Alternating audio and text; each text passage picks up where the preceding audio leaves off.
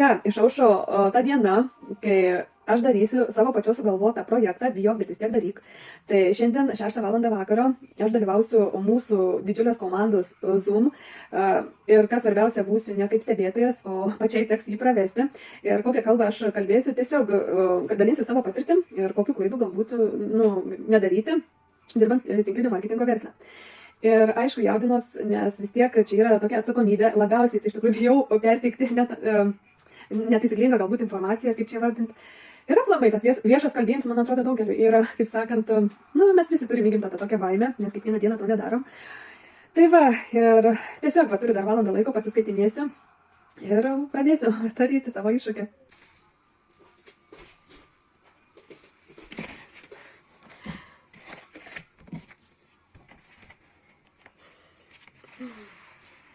Čia, kas, tada, čia, tada,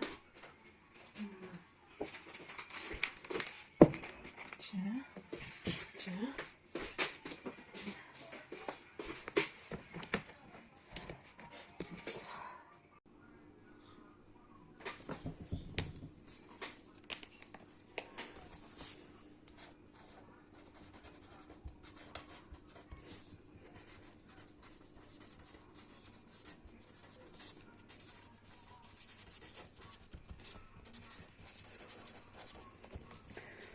Aš esu rami.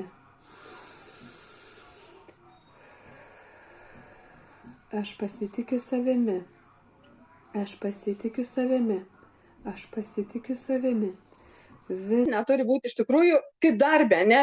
Juk darbė irgi neinam, kai motivacija, tai einam į darbą. Ne motivacijos neinu į darbą. Nu ne, vis tiek dirbam, mane disciplinuotai. Žodžiu, ką tik aš po Zoomo įveikiau savo iššūkį, jaučiuosi labai gerai ir dar kartą įsitikinau, kad veiksmai nugali baimę.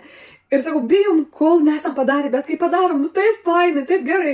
Ir atrodo, kuo aš čia bijojau, kuo aš šitą tualetą lakščiau, kas 5 minutės. Tai va, labai labai džiaugiuosi ir kiekvienam iš jūsų linkiu patirti tokias emocijas, kokias aš dabar patiriu.